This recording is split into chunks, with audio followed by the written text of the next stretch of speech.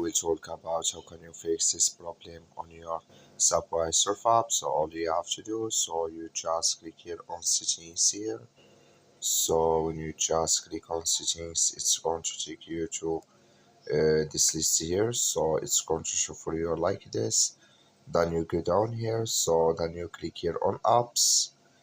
Then it's going to take you to apps list here, and there you're looking for Subway Surf app, or just click on search. Then here at Subway Surf, it's going to show for you like this. Click on it. So then it's going to take you to this is click here on first stop. Then you click here on OK. Then you go down, just click here on storage.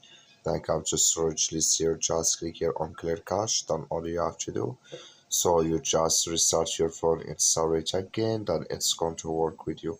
That's all you have to do. Thank you for watching. Don't forget to support us by like and subscribe.